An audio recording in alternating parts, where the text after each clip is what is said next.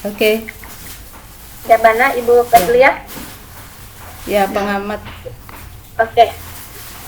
Saya bacakan dulu kasusnya ya, Bu. Ya. Oke, untuk kasus kedua di sini, seorang murid bercerita jika dia merasa diperlakukan tidak adil oleh seorang guru.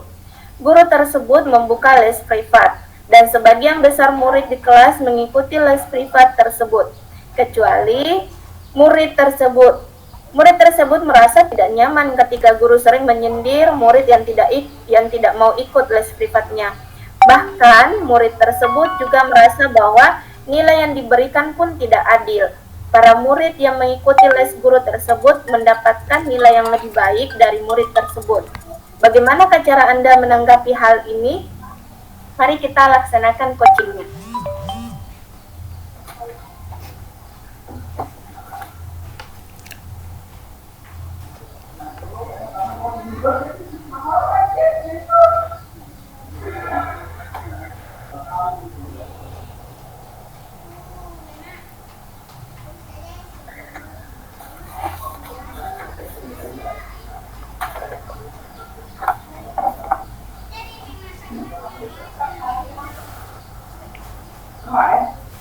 Oke, berarti saya coach, Ibu Hermi coach. Oke, siap Ibu. Ya.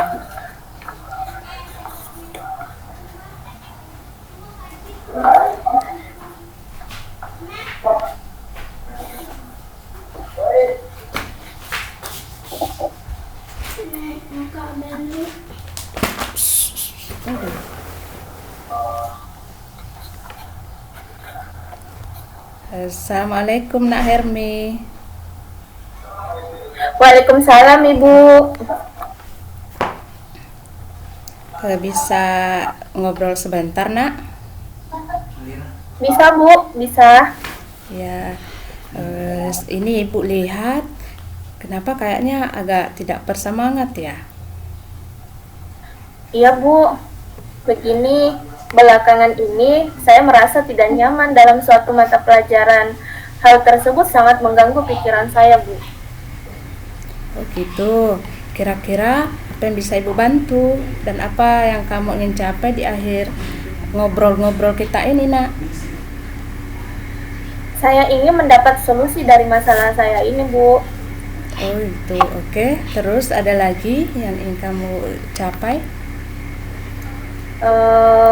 Saya juga ingin memperbaiki cara belajar saya Bu, juga mendapatkan nilai yang lebih bagus dan merasa nyaman ketika belajar.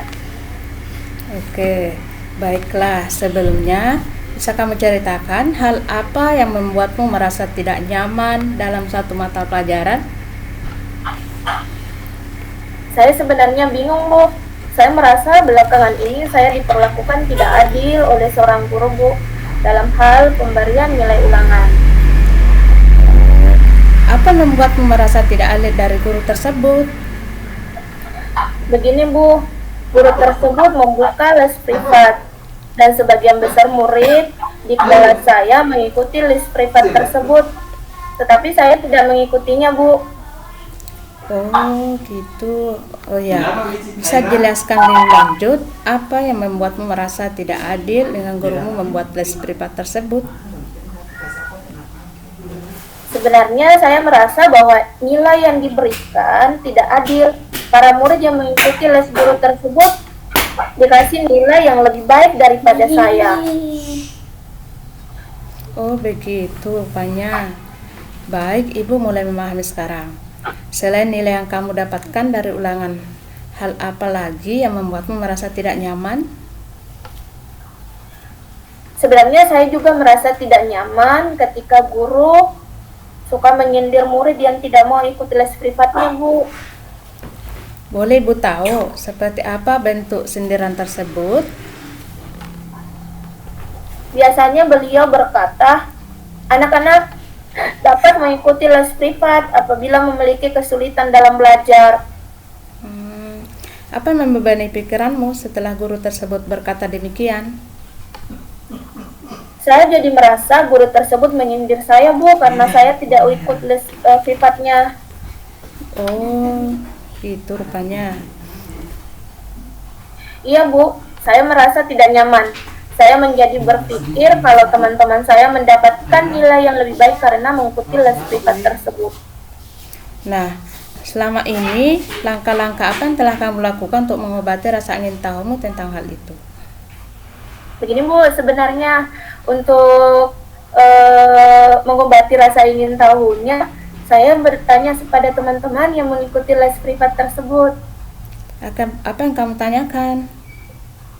Saya bertanya pemahaman mereka tentang materi yang disampaikan setelah mengikuti les privat tersebut. Terus, apa kata teman kamu? Mereka bilang lebih paham Bu dengan penyelesaian soal-soalnya, karena mereka dilatih dengan berbagai jenis soal, dan mereka belajar lagi ketika di rumah dengan contoh soal lainnya. Kalau dari kamu sendiri, kiranya apa yang ingin kamu lakukan? Begini Bu, sebenarnya saya berencana untuk menemui guru tersebut untuk mengkonfirmasi dugaan saya. Oh, bagus. Terus, kenapa kamu tidak melakukan itu? Saya masih ragu Bu, karena saya sebenarnya takut dimarahi. Oh ya, apakah sebelumnya memang kamu pernah dimarahi? Sebenarnya tidak sih Bu. Oh, kenapa tidak kamu coba saja? Benar juga ya Bu, seharusnya saya mencoba menemui guru tersebut. Ya, bagus. Setelah kamu bertemu guru tersebut, kira-kira apa yang ingin kamu sampaikan? Saya ingin menyampaikan bahwa saya tidak ikut les dan bertanya apakah itu mempengaruhi nilai saya atau tidak jika di kelas. Selain itu, saya ingin mengkonfirmasi alasan saya mendapat nilai kecil. Bagus itu, Nak Hermi. Ayo lakukan itu. Nah, selain itu, apa kekuatan yang kamu miliki sehingga kamu merasa yakin mendapat nilai tinggi walaupun tidak ikut les? Saya yakin Bu, karena saya suka belajar. Setiap sore, saya selalu mengulang pembelajaran di hari tersebut dan juga suka latihan-latihan soal. Selain itu, saya selalu membuat catatan yang rapi. Saya juga suka menonton video tutorial dari YouTube jika tidak ada yang saya pahami, Bu. Tetapi akhir-akhir ini semenjak pandemi orang tua saya kehilangan pekerjaan, Bu, dan beralih berjualan jajan. Saya terpaksa membantu orang tua saya berjualan jajan di pelabuhan pada malam hari. Oh, gitu. Apakah hal tersebut mempengaruhi belajar kamu? Saya rasa berpengaruh, Bu, karena waktu belajar saya menjadi kurang. Nah, coba kamu pikirkan kembali tentang nilai kamu. Apakah disebabkan kamu tidak ikut les ataukah karena memang akhir-akhir ini kamu kurang belajar? Wah, mungkin juga bisa seperti itu ya, Bu. Menurut kamu, apa yang bisa kamu lakukan? Sebenarnya untuk ikut les saya tidak mungkin, Bu, karena saya tidak memiliki uang untuk bayar les. Tapi saya akan meminta bantuan Aisyah, teman saya, Bu. Dia ikut les dan biasanya dia mau menjelaskan ke saya apa yang belum saya pahami. Nah, jadi kira-kira apa rencana kamu dalam mencapai tujuan? Saya akan menemui guru mata pelajaran tersebut dan menyampaikan ke guru bahwa saya tidak ikut les dan bertanya apakah itu mempengaruhi nilai saya di kelas.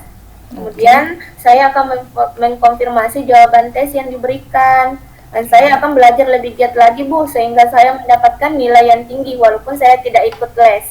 Jika saya menemui kendala, saya akan meminta bantuan teman saya yang lain. Oh, bagus, itu luar biasa. Ibu sangat suka rencana kamu. Nah, lalu komitmen apa yang kamu lakukan untuk menjalankan rencanamu ini? Besok pagi, Bu, saya akan menemui guru tersebut di sekolah. Selain itu, saya akan belajar dengan lebih giat lagi. Oke, nah siapa yang kamu minta bantuan menjalankan komitmen ini? Saya akan meminta bantuan Aisyah, Bu, untuk mengingatkan saya dan membantu saya belajar. Nah, itu baru Nak Hermi, semangat.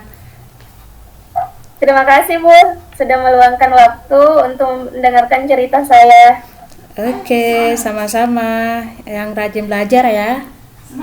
Baik Bu, insya Allah. Oke, tepuk tangan.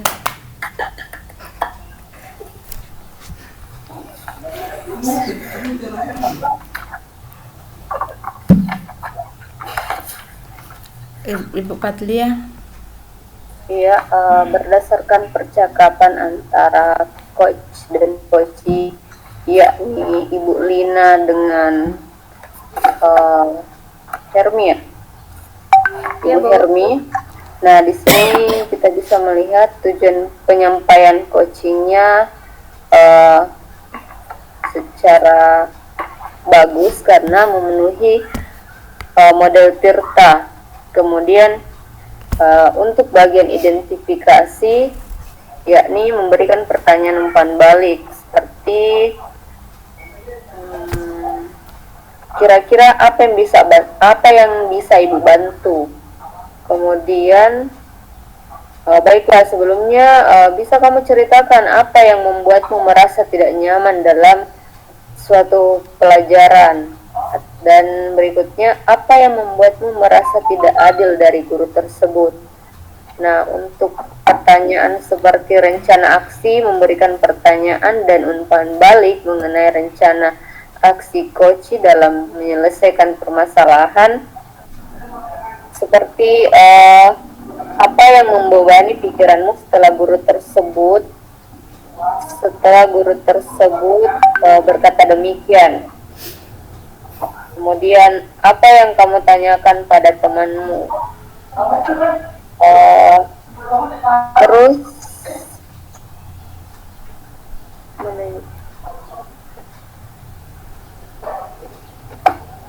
nah, bagian tanggung jawab itu misalnya pertanyaannya, siapa yang kamu minta bantuan menjalankan komitmen ini. Jadi semuanya sudah memenuhi model Tirta. Terima kasih.